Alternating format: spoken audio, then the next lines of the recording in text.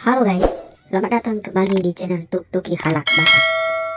Pada video kali ini, saya akan menceritakan secara singkat alur cerita film, yaitu film Ngeri-Ngeri Sedap yang telah tayang di bioskop sejak 2 Juni kemarin.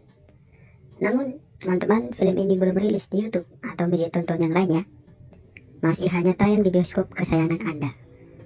Maka saran saya sebelum kita menyaksikan video ini, sangat baik teman-teman semua menonton film Ngeri-Ngeri Sedap ini terlebih dahulu di bioskop kesayangan Anda, supaya nanti ceritanya nyambung dan teman-teman bisa paham.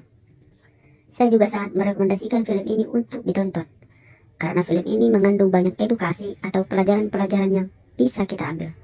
Selain itu, film ini juga berhasil dalam mengatur emosi kita dan bisa mengembalikan mood yang tidak baik. Selain film ini memiliki edukasi untuk pemuda, film ini juga mengedukasi para orang tua. Penasaran? Saksikan segera di bioskop kesayangan Anda ya. Film Ngeri-Ngeri Sedap ini adalah film dari suku Batak yang diperan utamakan oleh satu keluarga, yaitu keluarga Pak Domu atau Mak Domu. Dalam satu keluarga tersebut terdiri dari Pak Domu dan Mak Domu yang memiliki 4 anak, 3 laki-laki dan 1 perempuan. Anak pertama adalah Domu, anak kedua adalah Sarma, anak ketiga adalah Gabe, dan anak terakhir adalah Sahat. Keempat anaknya itu sudah sukses dan sudah pada merantau pergi dari kampung halaman ke Jawa. Sementara Pak Domu dan Mak Domu ada di kampung halaman mereka. Namun dalam ceritanya, Pak Domu tidak setuju dengan tindakan ataupun pekerjaan yang diminati oleh anak-anaknya. Sehingga Pak Domu ini cenderung terlihat memaksakan kehendaknya kepada anak-anaknya.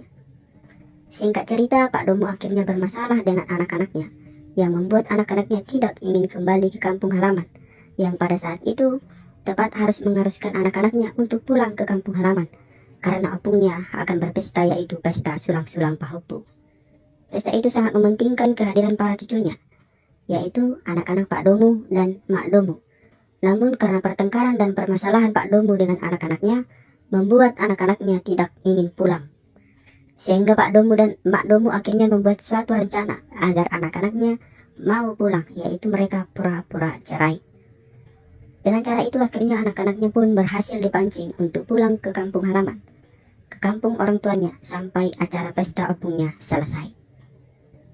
Namun karena rencana itu terlalu serius dan rencana itu ternyata justru membuat masalah yang serius, ketika anak-anaknya mengetahui bahwa ternyata mereka dibohongi perihal pura-pura cerai, anaknya malah marah dan melibatkan itu perempuannya, yaitu Sarma.